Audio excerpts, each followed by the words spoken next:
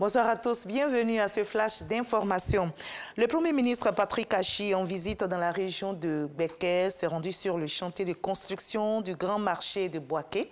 Il est allé s'imprégner de l'état d'avancement des travaux et de ce qui sera le plus grand pôle commercial de l'Afrique de l'Ouest. Le grand marché de Boaké est financé à hauteur de 40 milliards de francs CFA.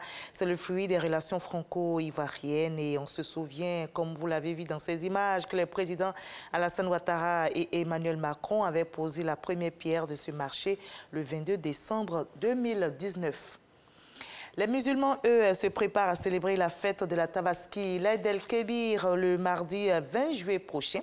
Le mouton, bête recommandée pour le traditionnel sacrifice, est disponible sur le marché ivoirien. La foire à bétail est ouverte depuis le 16 juillet à l'abattoir de Port-Boué. Le ministre Sidi Touré réitère l'engagement du gouvernement à approvisionner le marché et au meilleur prix, nous rapporte Didier Nguessan.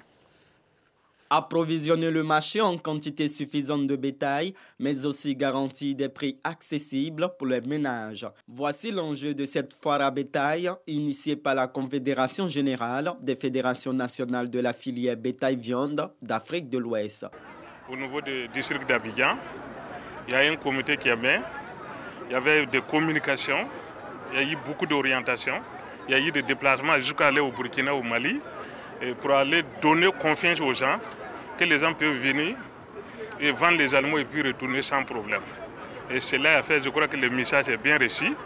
Et on était un peu inquiets, mais même vous voyez aujourd'hui que les moutons sont venus. Toute la population peut se déplacer pour venir s'approvisionner soit sur le marché terminal à Port-Boué, soit sur les marchés annexes à Djamé, à Tekoubé, Port-Boué et à Yopougon.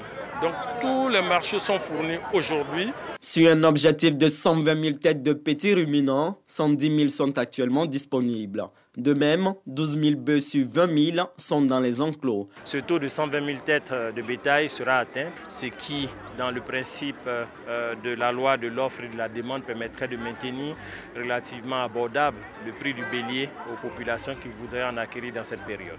Les marchands de l'abattoir ont offert plusieurs béliers aux membres du gouvernement et au président de la République. Plus loin, au Sénégal, 15 Ivoiriens des Grands Ponts ont reçu une formation dans le domaine de la pisciculture en cage flottante. C'est une technique qui permet d'avoir des productions en quantité et en qualité. L'initiative est du Conseil régional des Grands Ponts et de la Société allemande pour la coopération internationale. On en reparlera dans les détails à 20 h. Un drame est survenu ce dimanche au Kenya. 13 personnes ont été tuées, 24 autres blessées dans l'explosion d'un camion-citerne dans l'ouest du pays. Les victimes s'étaient précipitées avec des jerrycans pour siphonner l'essence du camion-citerne qui s'était renversé après une collision avec un autre véhicule. L'accident s'est produit au nord-ouest de Nairobi sur une route très fréquentée non loin de la frontière ougandaise. Martine Moïse sera bien présente aux funérailles de son mari. L'épouse du président haïtien assassiné est rentrée hier samedi à Port-au-Prince. Blessée dans l'attaque qui a coûté la vie au président Jovenel Moïse le 7 juillet dernier, elle avait été évacuée à Miami en Floride pour des soins. Arrivée donc à bord d'un avion privé hier samedi en Haïti, elle a été accueillie par le Premier ministre par intérim, Claude Joseph.